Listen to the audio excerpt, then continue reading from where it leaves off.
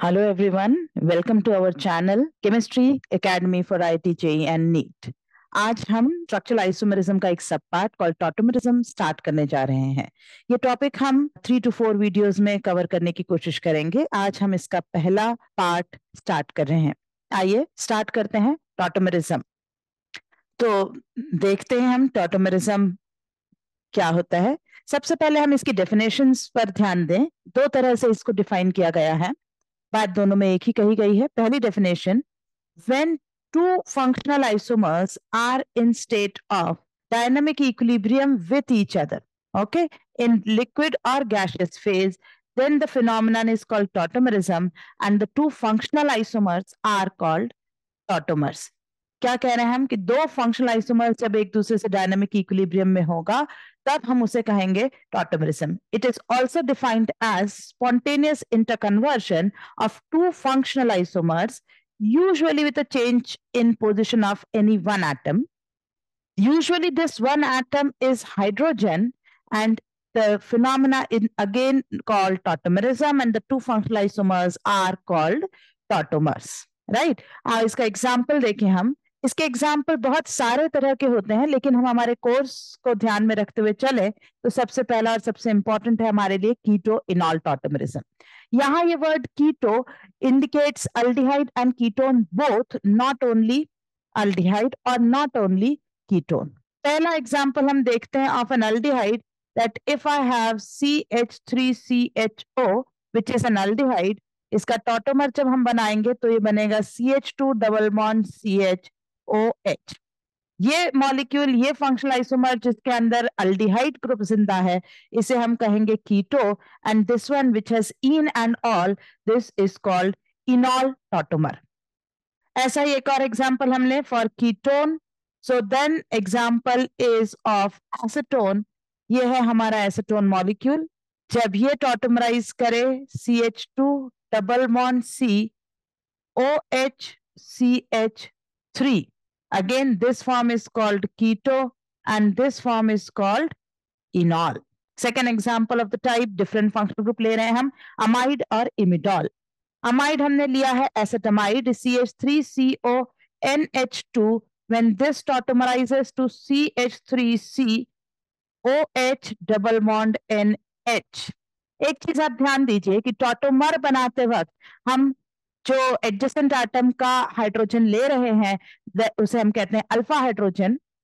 That has to be slightly acidic.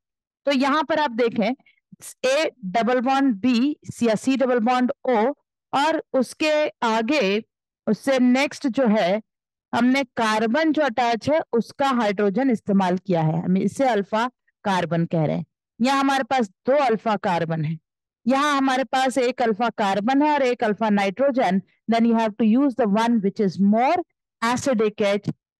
okay, so जो अभी आपने ऑब्जर्व किया उसको देखते हुए जो जनरल सिस्टम किसी भी मॉलिक्यूल में चाहिए हमें टॉटोमेरिज्म बताने के लिए, वो है any variable atom A when is double bonded to B and is further bonded to some atom C। C here is not carbon, it could be any atom। this C atom should have hydrogen, correct? This part A and B, this part is taken as a functional group C double bond O, for example। this is the alpha atom। in case of ketoenol it is alpha carbon। in this tautomerism there is a fixed phenomena observed, is the exchange of double bond and this alpha hydrogen। किस तरीके से? now A will have H, B के लिए कोई change नहीं है, B will continue to have a double bond। पहले left hand side था, अब राइट हैंड साइड है, but it continues to have double bond. लेकिन A और C के बीच में हाइड्रोजन का एक्सचेंज डबल बॉन्ड के साथ किया जा रहा है, करेक्ट? तो क्या ये जब इस तरह से अल्फा हाइड्रोजन प्रेजेंट ना हो तो टॉटोमेरिज्म नहीं देखने को मिलेगा? हाँ, नहीं देखने को मिलेगा। फॉर एग्जाम्पल, अगर आपने बेंजल्डिहाइड लिया, ये देखिए बेंजल्डिहाइड, अब यहाँ पर ये पार्ट आपका फंक्शनल ग्रुप है, ये आपका अल्फा कार्बन है और इसमें कोई भी अल्फा हाइड्रोजन नहीं, टॉटोमेरिज्म एब्सेंट। आपने इसी तरीके से अगर बेंजोफिनोन लिया, बिल्कुल टॉटोमेरिज्म एब्सेंट। और अगर आपने एसिटोफिनोन लिया होता, ये तीसरा मॉलिक्यूल जो मैं बना रही हूँ बच्चों, ये एसिटोफिनोन है, इस साइड पे अल्फा हाइड्रोजन नहीं है लेकिन इस साइड आपको अल्फा हाइड्रोजन मिलेगा। सो बिल्कुल यहाँ टॉटोमरिज्म आपको अवेलेबल हो जाएगा। अगर आपके पास अल्फा हाइड्रोजन है तो आपको टॉटोमरिज्म मिल रहा है, अगर आपको अल्फा हाइड्रोजन नहीं है आपको टॉटोमरिज्म नहीं मिलेगा। आइए एक और आपको एग्जांपल दिया जाए इसी तरीके से। अगर हमारे पास C H triple bond CCHO है, अगेन अल्फा हाइड्रोजन नहीं है इसलिए ये नहीं मिलेगा। अब CH2 double bond CH single bond CHO, यहां आपको देखने में बिल्कुल लगेगा कि अल्फा हाइड्रोजन है, ये हाइड्रोजन जो है ये अल्फा हाइड्रोजन अवेलेबल है, बट फिर भी मैं कह रही हूं कि नहीं, ये टॉटोमरिज्म नहीं दिखा पाता, क्योंकि विनाइलिक जो हाइड्रोजन होंगे इस तरीके से जो लगे हुए, ये टॉटोमरिज्म का हिस्सा नहीं बन पाएंगे। ये sp2 से अटैच है, vinylic hydrogen can not participate in tautomerism. अब क्यों ये हमारे, जब हम आगे चल के इसके पूरा मैकेनिज्म वगैरह देखेंगे तब हम ये पार्ट डिस्कस करेंगे। ठीक, टॉटोमरिज्म आपको काफी हद तक ऐसा लग सकता है कि it is similar to resonance, but resonance से इसका एक बहुत बड़ा डिफरेंस है, that resonance is a hypothetical phenomena and resonating structures are imaginary, whereas tautomeric structures are real and they are different functional groups. You can even isolate them under suitable conditions. ये बहुत बड़ा difference है। आइए अब हम देखते हैं thermochemistry of कीटोइनॉल tautomerism. हम अपने आप को अब लिमिट कर रहे हैं टुवर्ड्स कीटोइनॉल टॉटोमेरिज्म। तो कीटोइनॉल टॉटोमेरिज्म में अगर मैं एक पार्ट की बात करूं जो टॉटोमेरिज्म में हिस्सा ले रहा है, ये है alpha hydrogen of the carbonyl bond. जब ये इस तरीके से चेंज होगा तो मैंने अभी ये लिबर्टी ली है कि मैं बैकवर्ड को बड़ा एरो बता रही हूँ और फॉरवर्ड को छोटा, लेकिन ये क्यों है ये अभी थोड़ी देर में हम डिस्कस करेंगे। तो C double bond COH H, अगर हम यहाँ पर बॉन्ड एनर्जीज की बात करें तो यहाँ जो बॉन्ड हमने तोड़े हैं, ये कार्बन हाइड्रोजन बॉन्ड हमने तोड़ा है, ये कार्बन कार्बन हमने बॉन्ड तोड़ा है, तो ये सी बॉन्ड यहाँ आएगा, सी बॉन्ड की एनर्जी भी हमें चाहिए। ये सारे डेटाज आपको थर्मोकेमिस्ट्री के किसी भी टेबल किसी भी चार्ट से अवेलेबल हो जाएंगे और हम वहीं से इनकी वैल्यूज लेकर आपको डेटा दे रहे हैं। और तीसरा, आपने ये C डबल बॉन्ड O भी ब्रेक करना है।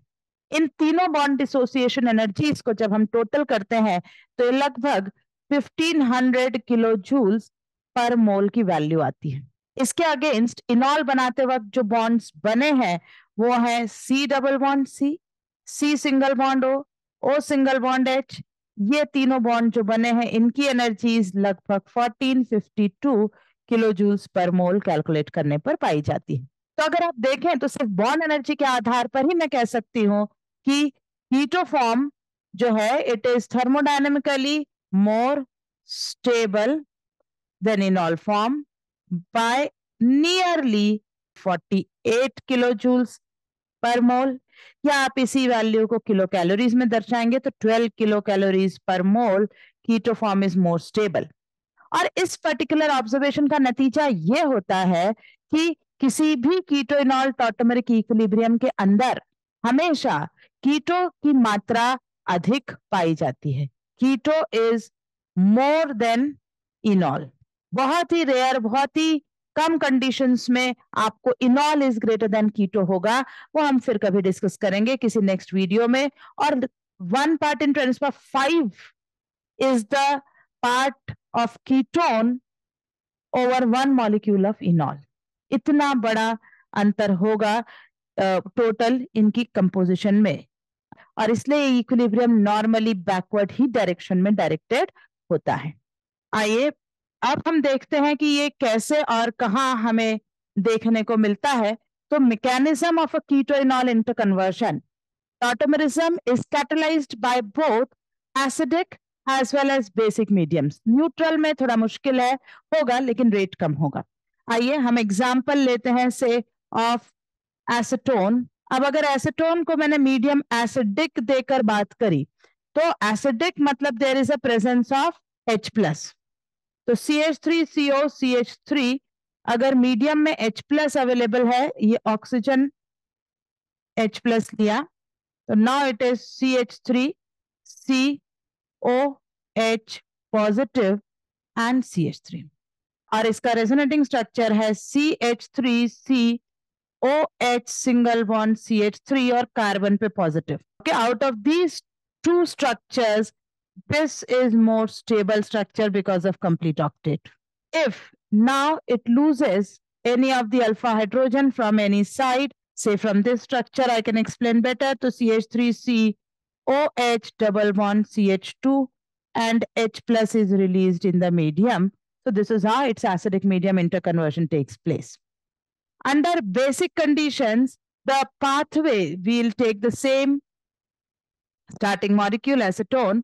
अगर आपने कंडीशंस बेसिक ली हैं तो बेसिक मीडियम में ये अल्फा एच हटाकर सबसे पहले एसिड बेस रिएक्शन हो रही है और हमें मिल रहा है इनोलेट COCH2 माइनस.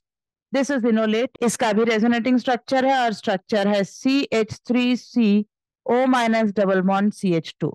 यहाँ पर सेकेंड स्ट्रक्चर ज्यादा स्टेबल एंड लेस बेसिक है.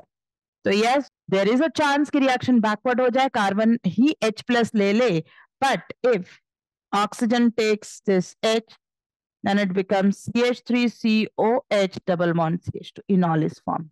So this is how the mechanism of keto-enol tautomerism takes place. अगर आपको हमारा ये वीडियो पसंद आया हो तो प्लीज इसे लाइक, शेयर एंड सब्सक्राइब जरूर करें.